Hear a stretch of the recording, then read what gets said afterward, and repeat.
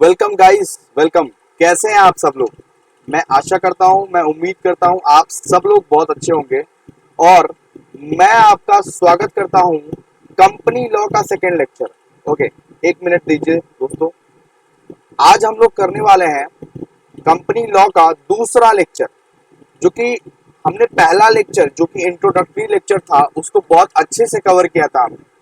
अगर आपने वो लेक्चर नहीं देखा है तो बिल्कुल अच्छे से देख लो, क्योंकि स्टार्टिंग से ही ये सब्जेक्ट में अगर तुम बिल्कुल अच्छे से फोकस दोगे तो बहुत अच्छा प्रिपरेशन जाएगा तुम्हारा। ठीक है। और जो जो मैं कर रहा हूँ, जो जो मैं नोट्स बना रहा हूँ या जो जो मैं पीडीएफ में पढ़ा रहा हूँ, वो तुमको एकदम लिखना है मेरे साथ। ठीक है, लिखना है मेरे साथ और एकदम फोकस के तरह से एकदम अच्छे से देखना है मेरा लेक्चर को। तभी जाके तुम बहुत अच्छे तरह से ग्रैब कर पाओगे ये सब्जेक्ट को। ठीक है, तो स्टार्ट करते हैं हम लोग, ज्यादा लेट नहीं करते हैं। और कंपनी लॉ का सेकंड लेक्चर में स्वागत है आपका। चलिए, आज सबसे पहला हमारा टॉपिक रहेगा distinction between company and A partnership. Distinction between company and A partnership. मैं बता दूं कि आप जो कोई भी बुक से पढ़ रहे हैं, बस ये टॉपिक को खोज लो, ये टॉपिक को समझ लो। पॉइंट सब सेम है, बस तुमको पढ़ना है और कुछ नहीं। जो कोई भी बुक से पढ़ रहे हो कंटेंट्स एकदम सेम होगा, सीयू का बुक रहना चाहिए, बस ये बात है। और आप निश्चिंत रहिए, मैं बिल्कुल सीयू का अमेंडेड बुक्स फॉलो कर रहा हूँ, इसीलिए आप लोग निश्चिंत रहिए, निश्चिंत तौर से मेरा नोट्स बनाइए अच्छे से। ठीक है, शुरू करते हैं। सबसे पहले तो चैनल को लाइक, शेयर और सब्सक्राइब कर दो, क्योंकि अगर तुम ये वीडियो को शेयर करते हो तभी मैं आगे ये सब सारे लेक्चर्स कंटिन्यू करूंगा, वरना कंटिन्यू करने के लिए मेरे को मोटिवेशन कहाँ से मिलेगा? ऑफकोर्स मेरे को तो ऑफकोर्स इसमें कोई रेवेन्यू जनरेट नहीं हो रहा है। बस मेरे को यही चाहिए कि ज्यादा से ज्यादा बच्चे देखें और ज्यादा से ज्यादा बच्चे का बेनिफिट हो पाए। ठीक है, इसी के लिए रिकॉर्ड कर रहा हूँ तुम्हारे लिए। चलो, यहाँ पे सबसे पहले देखते हैं डिफरेंस का mode of creation. A company comes into existence only when it is registered और इनकॉर्पोरेटेड अंडर द एक्ट। मतलब कि कंपनी में रजिस्ट्रेशन क्या होता है बेटा? बोलो। कंपनी में रजिस्ट्रेशन सर मैंडेटरी होता है। रजिस्ट्रेशन मैंडेटरी होता है, मतलब कि रजिस्ट्रेशन आपको करवाना ही पड़ेगा। अगर आप एक कंपनी खोलना चाहते हो ना, आपको रजिस्ट्रेशन मैंडेटरली करवाना ही पड़ेगा। लेकिन पार्टनरशिप में ऐसा नहीं है। पार्टनरशिप में रजिस्टर्ड भी होने से चलेगा, अनरजिस्टर्ड भी होने से चलेगा। मान लो कि तुम अपना दोस्त को बोल दिया, चल दोस्त पार्टनरशिप खोलते हैं, तो अचानक से तुमने एक वर्ड पेश कर दिया अपना दोस्त के सामने कि अ, हम लोग ना रजिस्टर्ड करवा लेंगे अपना फर्म को, हम लोग रजिस्टर करवा लेंगे। तो वो दोस्त तुमको बोलने लगेगा यही दोस्ती, यही प्यार, तुम हम दोनों के भरोसे में क्या रजिस्टर, मतलब इतना हम लोगों का भरोसा फीका है कि फर्म को रजिस्टर करें? अनरजिस्टर करके भी चला सकते हैं। तो ए पार्टनरशिप फर्म में भी रजिस्टर्ड और अनरजिस्टर्ड। ठीक है, तो ए partnership is created by the mutual agreement between the partners, या तो ओरली या तो रिटन। ओरली हुआ तो ऑफ कोर्स, ओरली अगर एग्रीमेंट बनाया है, एग्रीमेंट बनाने का जरूरत नहीं पड़ता है। एग्रीमेंट क्या क्या है? ओरली या तो रिटन। अगर ओरली बनाया है तब ऑफ कोर्स वो अनरजिस्टर्ड है, लेकिन अगर रिटन बनाया है तो रजिस्टर्ड बाय लॉ है। ऑफ कोर्स कोर्ट में जाके तुम रजिस्टर कर रहे हो अपना। ठीक है, तो पहला वाला डिफरेंस क्लियर हो गया। अब दूसरा वाला देखिए, minimum number of members. Minimum number of members, minimum number of members कितना चाहिए? यहाँ पे देखिए, कंपनी में एक तो होता है पब्लिक कंपनी, एक तो होता है प्राइवेट कंपनी, एक होता है 1% कंपनी। ठीक है, कितने टाइप के कंपनी होता है? कितने टाइप के कंपनी होता है? जोर से बोलो। 3 टाइप्स की कंपनी होता है सर। एक होता है पब्लिक कंपनी, एक क्या होता है? पब्लिक कंपनी, एक होता है प्राइवेट कंपनी, एक होता है 1% कंपनी। पब्लिक कंपनी के लिए कितना चाहिए? पब्लिक कंपनी के लिए कितना चाहिए? The minimum number of members required is 7। Public company के लिए 7 मेंबर चाहिए। प्राइवेट कंपनी के लिए 2 मेंबर चाहिए। और 1% कंपनी, नाम से ही समझ में आ रहा है, 1% कंपनी के लिए कितना मेंबर चाहिए बेटा? 1। 1% कंपनी के लिए कितना मेंबर चाहिए? 1। 1% कंपनी के लिए कितना मेंबर चाहिए? जोर से बोलो, 1। मैं तुम जो निंद्रा अवस्था में हो ना, वो निंद्रा अवस्था से जगाने के लिए मैं तुमको जोर जोर से बोल रहा हूँ। एकदम फोकस से देखना है। ठीक है, एकदम क्वालिटी क्लास प्रोवाइड किया जा रहा है यूट्यूब पर। यहाँ पे देखो, पार्टनरशिप में the minimum number of partners required. अरे भाई, दो। अगर तुम और तुम्हारा दोस्त हो ना, सिर्फ मान लो कि आकाश, और विकास, सिर्फ ये दोनों का ही रिक्वायरमेंट है पार्टनरशिप खोलने में। अगर इससे ज्यादा हो गया तो वो और एडिशनल बेनिफिट है, लेकिन 2 और मोर पर्संस का रिक्वायरमेंट है, 2 या 2 से ज्यादा। ठीक है, कंपनी का 3 टाइप्स याद रखना, public company, private company, OPC, बहुत काम आएगा, इसके बाद ही काम आएगा इसका। ठीक है, उसके बाद देखो मैक्सिमम नंबर ऑफ मेंबर्स है। अच्छा sir, minimum number of members तो जान लिए, मिनिमम नंबर ऑफ मेंबर्स तो जान लिए, लेकिन मैक्सिमम नंबर ऑफ मेंबर्स क्या है? मैक्सिमम नंबर ऑफ मेंबर्स में देखिए, एक पब्लिक कंपनी में ना maximum number of members unlimited है, जितना भी तुम मेंबर्स ला सकते हो उतना मेंबर्स ले आओ। एक पब्लिक कंपनी में अनलिमिटेड है, क्या? एक पब्लिक कंपनी में अनलिमिटेड नंबर ऑफ मेंबर्स है, लेकिन एक प्राइवेट कंपनी में, सॉरी दोस्तों देखिए, एक प्राइवेट कंपनी में, अच्छे से देख रहे हैं ना, एक प्राइवेट कंपनी में सिर्फ 200 मेंबर्स को आप रख सकते हैं, 200 members. Maximum number of members in case of private company 200। ठीक है, maximum number of members in case of private company 200। यहाँ पे देखिए, the maximum number of members for public companies unlimited है कि नहीं? लेकिन प्राइवेट कंपनी में सिर्फ 200, सिर्फ 200, ये चीज को पढ़ना है। एंड 1% कंपनी में तो 1 ही पर्सन मिनिमम है एंड 1 ही पर्सन मैक्सिमम भी रहेगा। ओपीसी में कितना? 1। समझ में आ गया? Maximum number of members, maximum number of members in case of OPC 1, सिर्फ 1। ओके, यहाँ पे देखिए, पार्टनरशिप में देखिए, the maximum number of partners is limited to 10 in case of company carrying banking business and 20 in case of partnership business. मतलब banking business के लिए कितना? बैंकिंग बिजनेस के लिए कितना? ठीक है, ये 10 फॉर बैंकिंग, और अदर के लिए 20, मतलब अदर पार्टनरशिप बिजनेस के लिए 20। ये रूल याद रखिएगा। ठीक है, उसके बाद आइए लीगल स्टेटस, लीगल स्टेटस आइए उसके बाद।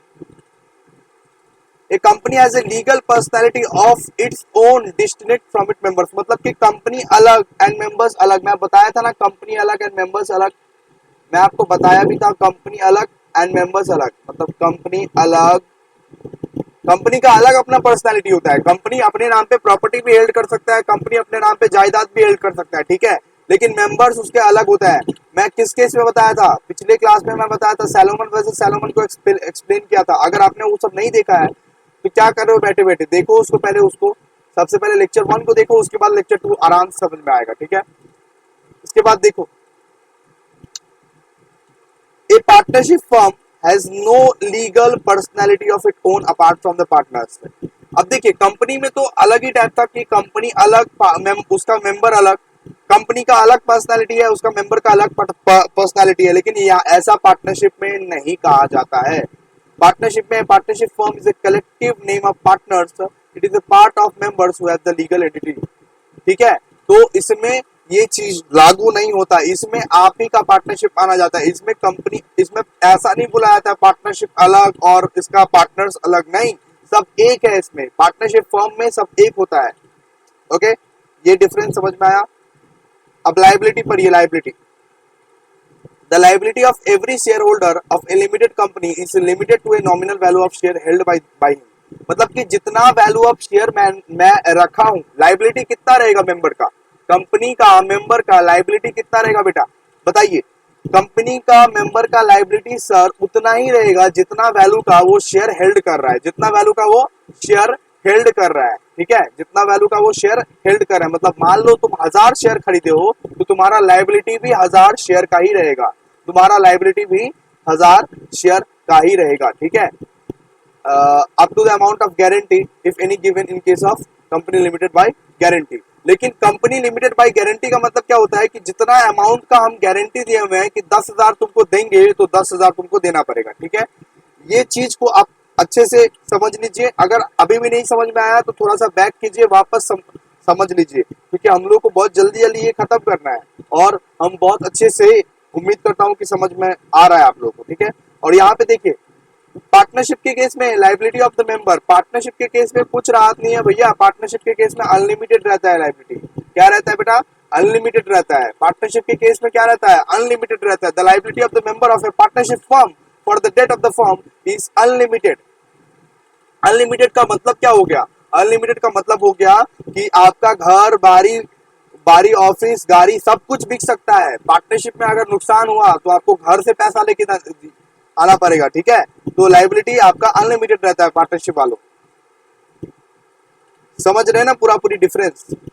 अब 6 नंबर पर ये position of the creditors of a company and A firm. The creditors of the company can proceed only against the company and not against any share holders. मतलब कि creditors, सिर्फ हम क्रेडिटर्स को हक है कंपनी से मांगने का, नॉट शेयर होल्डर से मांगने का। मतलब ऐसा नहीं कि कंपनी में जो पैसा लगाया है उससे मांगने जाएगा क्रेडिटर्स, नहीं, कंपनी से मांगने का हक है, क्योंकि कंपनी अलग और उसका शेयर होल्डर अलग, उसका मेंबर्स अलग, ये चीज तो कंपनी में एप्लीकेबल है। तो क्रेडिटर्स का यही नियम है कि कंपनी से मांगेगा और शेयर होल्डर को परेशान नहीं करेगा, क्योंकि शेयर होल्डर तो हजारों लाखों हो सकते हैं, अब किस किस को परेशान करने जाएगा, ठीक है? ओके, समझ में आ गया? It can be executed against the asset of the company. अच्छा, ये वाला आइए, the creditors of the firm are creditors of the partners individually and collectively. मतलब यहाँ पे क्या क्या होता है ना, यहाँ पे पार्टनरशिप बिजनेस में क्या होता है, जो क्रेडिटर्स मिस्टर ए से भी मांग सकता है पैसा, मिस्टर बी से भी मांग सकता है पैसा, मिस्टर सी से भी मांग सकता है पैसा, क्योंकि क्योंकि यहाँ पे तो ऐसा कुछ नियम नहीं था, कंपनी अलग और मेंबर्स अलग, यहाँ पे तो पार्टनरशिप अलग और पार्टनर्स अलग। यहाँ पे कलेक्टिवली वो लोग ओनर है, किसी से भी मांग सकता है, क्रेडिटर्स किसी से भी पैसा मांग सकता है, या तो mister A, mister B, mister C, जो जो पार्टनर्स उस फर्म के रहेंगे उससे मांग सकते हैं। समझ में आ गया बेटा? अच्छे से समझिए। उसके बाद देखिए कॉन्ट्रैक्चुअल कैपेसिटी। कॉन्ट्रैक्चुअल कैपेसिटी का मतलब क्या हो गया? The share holders of a company are capable of entering into a contract with that company. मतलब capable of entering into a contract with that company, मतलब कि शेयर होल्डर्स जो होते हैं ना, शेयर होल्डर्स जो होते हैं ना, वो उस कंपनी में कॉन्ट्रैक्ट एंटर कर सकते हैं, उस कंपनी में कॉन्ट्रैक्ट एंटर कर सकते हैं। Share holder can also be an employ of the same company. मतलब कि उसी कंपनी में वो काम भी कर सकता है। एक कंपनी का शेयर होल्डर, जैसे कि आप रिलायंस का शेयर होल्डर अगर हो, तो क्या जरूरी है कि रिलायंस का एम्प्लॉय आप नहीं बन सकते? रिलायंस में काम भी कर सकते हैं और उसका शेयर होल्डर भी बन सकते हैं। Sir, share holder is the owners of the company, इसका मतलब ये नहीं कि हम एम्प्लॉयज नहीं बन सकते उसका, मतलब रिलायंस में हम लोग काम भी कर सकते हैं और रिलायंस में हम अपना शेयर भी हेल्ड कर सकते हैं। बात समझे बेटा? जोर जबरदस्ती अब अच्छे से पढ़ना पड़ेगा। सेम 2 में आ चुके हो और प्लीज चैनल को सब्सक्राइब कर दो अगर समझ में आ रहा है, और शेयर करो, क्योंकि जितना शेयर करोगे तुम उतना ये वीडियोस आएंगे, लेक्चर्स आएंगे, ठीक है? पार्टनरशिप में देखो, no partners can enter into a contract with the partnership firm. मतलब कि एक इंडिविजुअल पार्टनर अपना पार्टनरशिप फर्म में कोई कॉन्ट्रैक्ट से एंटर नहीं कर सकता, मतलब कि कोई कॉन्ट्रैक्ट लेके नहीं आ सकता, ठीक है?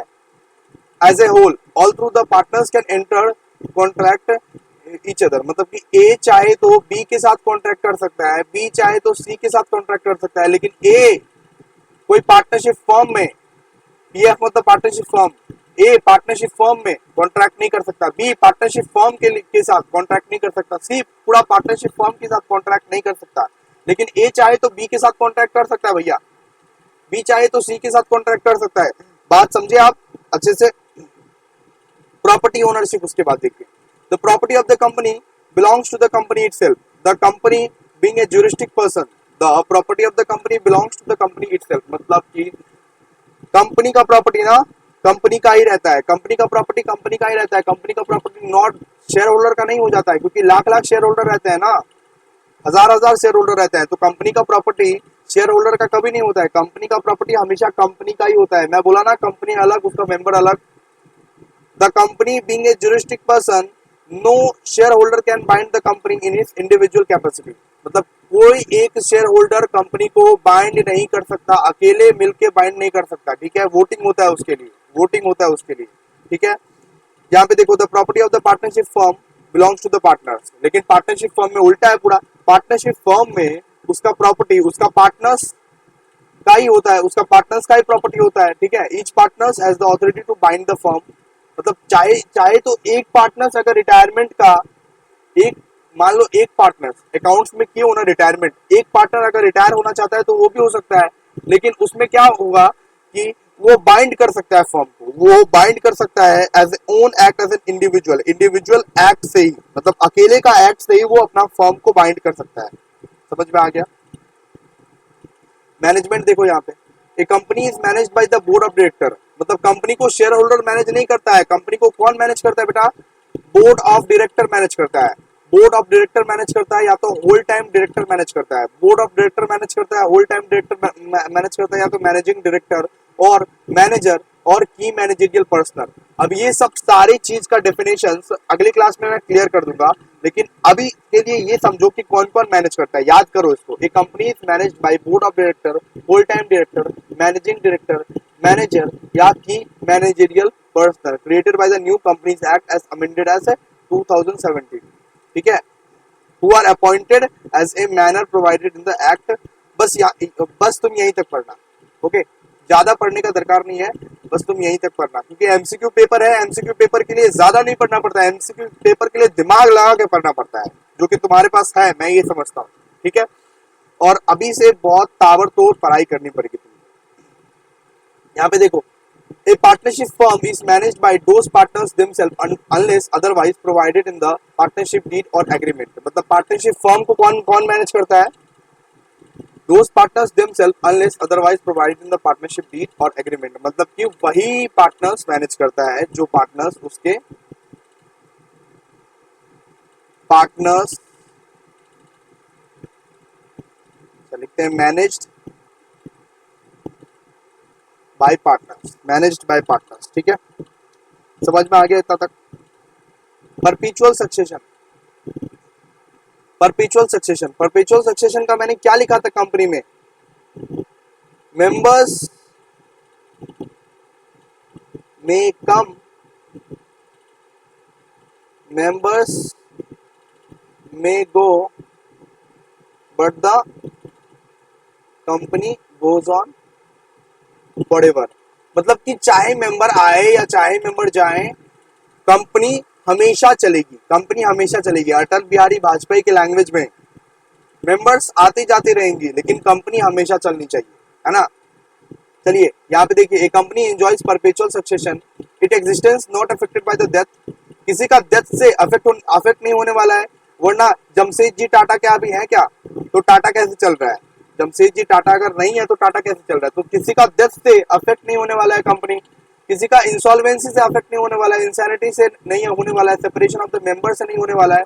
कंपनी हमेशा चलती रहेगी, कंपनी हमेशा चलती रहेगी। ठीक है, कंपनी हमेशा चलती रहेगी, इसका मतलब यही है कि कंपनी हमेशा चलती रहेगी। यहाँ पे देखिए, unless otherwise agreed dissolution of the partnership may be caused by the death, insolvency, retirement. लेकिन यहाँ पे तो बिल्कुल उल्टा है, अगर 3 पार्टनर्स है, एक का डेथ हो गया तो पूरा का पूरा फर्म डिसोल्यूशन हो जाएगा। 12 में क्यों ना डिसोल्यूशन, तो पूरा का पूरा फर्म डिसोल्यूशन हो जाएगा, पूरा का पूरा फर्म को डिसॉल्व करना पड़ेगा, बिल्कुल।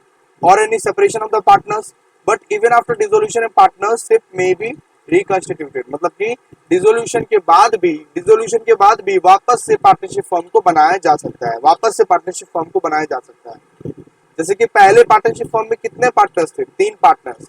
मान लो कि एक का डेथ हो गया, मतलब उसके बाद क्या होगा? डिसॉल्व कराया जाएगा। लेकिन डिसॉल्व कराने के बाद जो डेथ हुआ उसको सारा का सारा पैसा देने के बाद अगर रिमेनिंग 2 पार्टनर्स को मन हुआ कि पार्टनरशिप कंटिन्यू करने का, तो वापस से वो क्या कर सकता है? रिकंस्टिट्यूट कर सकता है भैया, रिकंस्टिट्यूट कर सकता है। ठीक है, समझ में आया? उसके बाद देखिए, transferability of shares, transferability of shares देखिए, the share of a public limited company are easily and freely transferable. मतलब कि एकदम इजिली ट्रांसफरेबल है वो, यहीं तक पढ़िए, easily transferable and transferee becomes the member of the company. मतलब कि मैं अपना शेयर चाहूं तो जैसे कि मेरा नाम है अभिषेक, मैं अपना शेयर चाहूं तो बी को दे सकता हूं। अभिषेक मतलब ए, समझिए, ठीक है। मैं अपना शेयर चाहूं तो बी को फ्रीली ट्रांसफर कर सकता हूं। उसके बाद ओनर कौन बन जाएगा? बी बन जाएगा सर, ओनर बी बन जाएगा। ओनर उसके बाद क्या कौन बन जाएगा? बी बन जाएगा। वो शेयर होल्डर कौन बन जाएगा? बी बन जाएगा। लेकिन मैं उसके बाद कुछ नहीं रहूंगा, ऑफ कोर्स। मतलब ट्रांसफरेबिलिटी ऑफ शेयर्स, मैं अपना शेयर्स को किसी को भी फ्रीली ट्रांसफर कर सकता हूं। लेकिन यहाँ पे देखिए, in partnership no partners can transfer और sell his shares in the interest of the firm और आउटसाइडर। मतलब कि मैं अगर पार्टनरशिप में हूँ भैया, मैं अगर पार्टनरशिप में हूँ तो मैं अपना शेयर्स किसी दूसरे पर्सन को मैं बिल्कुल नहीं दे सकता। मैं अपना शेयर्स किसी दूसरे पर्सन को बिल्कुल नहीं दे सकता, बिल्कुल नहीं दे सकता। समझ गए होंगे आप। एप्लीकेशन ऑफ एजेंसी देखिए, a member is not the agent of the company. Member कभी एजेंट नहीं होता भैया, मेंबर कभी एजेंट नहीं होता है। And has no power to bind the company by his act or as agent. मतलब कि कोई भी एक्ट किया है अगर किसी इंडिविजुअल मेंबर ने, किसी इंडिविजुअल शेयर होल्डर ने, तो कंपनी बाइंड नहीं होगा। कंपनी कोई कंपनी इसके एक्ट से बाइंड नहीं होगा। लेकिन पार्टनरशिप में देखिए, हमेशा in partnership every partner is an agent of the firm and also that other partners. A partner is bound to all the act of the other partners done with the scope of the authority. ठीक है, लेकिन यहाँ पे partnership में क्या रहेगा, हर partners एक दूसरे का एजेंट रहता है, हर पार्टनर्स एक दूसरे का एजेंट रहता है। लेकिन कोई भी पार्टनर का एक्ट से पूरा का पूरा फर्म ही बाउंड करेगा। मतलब अगर किसी पार्टनर ने कोई गलत काम कर लिया तो पूरा का पूरा फर्म फंसेगा। किसी पार्टनर ने कोई गलत काम कर लिया, ध्यान से सुन रहे बच्चों आप लोग, किसी पार्टनर ने अगर कोई गलत काम कर लिया तो पूरा का पूरा फर्म फंसेगा। उसके बाद देखिए स्टैट्यूटरी ऑब्लिगेशन देखिए, स्टैट्यूटरी ऑब्लिगेशन देखिए एकदम लास्ट वाला, मक्खन की तरह समझाया हूं बिल्कुल। आप लोगों को क्या करना है, सबसे पहले ऑफ कोर्स ये वीडियो को ज्यादा से ज्यादा शेयर करना है अपने दोस्तों को। अगर आप शेयर नहीं करेंगे तो कैसे मेरे को मोटिवेशन मिलेगा। आप लोग इंस्टीट्यूट में जाते हो, मतलब एकदम लमसम फीस पे करते हो, उसके बाद ऐसा क्वालिटी एजुकेशन मिलता है। लेकिन मैं फिलहाल तो फ्रीली पढ़ा रहा हूँ, फिलहाल के लिए भी। तो इसका आपको इज्जत करना है, शेयर करना है दोस्तों को, ठीक है। A company is bound to comply with the various statutory obligations such as maintaining statutory books and registers, getting the accounts audited by the chartered accountant, filing balance etc. मतलब कंपनी को कितना काम करना पड़ता है देखो। A company is bound to comply with the various statutory obligations, statutory obligations को file करना पड़ता है। और उसके बाद and maintaining statutory books maintain करना पड़ता है, अकाउंट्स का बुक मेंटेन करना पड़ता है पूरा। And registers, getting the account audited, उसके बाद ऑडिट करवाना पड़ता है चार्टर्ड अकाउंटेंट जी से, सीएस लोग से ऑडिट करवाना पड़ता है, बैलेंस शीट को फाइल करना पड़ता है एक्सेट्रा। बहुत सारे काम रहते हैं कंपनी को। लेकिन यहाँ पे तो कोई काम ही नहीं है भाई, यहाँ पे तो इतने सारे काम, इतने सारे झमेले झपटे हैं ही नहीं। पार्टनरशिप में नॉट कंपल्सरी इतना सारा काम, ठीक है। तो ये देखिए आप लोगों को पूरा का पूरा डिफरेंस क्लियर हो गया होगा, आप लोगों को पूरा का पूरा डिफरेंस क्लियर हो गया होगा, पार्ट 2 क्लियर हो गया होगा। अब मेहरबानी करके प्लीज यहाँ पे लाइक का बरसात हो जाना चाहिए, एकदम लाइक का बरसात हो जाना चाहिए, पहला वीडियो में भी और दूसरा वीडियो में भी, तभी आगे आगे वीडियोस आते जाएंगे, वरना मेरे को मोटिवेशन कैसे आएगा। उसके बाद कमेंट कीजिए, अपने ब्यूटीफुल कमेंट कीजिए, शेयर कीजिए ये वीडियो को, और प्लीज प्लीज प्लीज सब्सक्राइब तो चलती रहनी चाहिए, सब्सक्राइब तो बिल्कुल चलती रहनी चाहिए। अपने दोस्तों के साथ ये वीडियो को पूरा सब्सक्राइब करो, शेयर करो, ठीक है। मिलते हैं कोई नेक्स्ट पार्ट में, अभी के लिए बाय। आप लोगों को होप बहुत अच्छे तरीके से समझ में आया होगा। मेरे को कमेंट में रिव्यू बताइए कि आप लोगों को समझ में आया कि नहीं।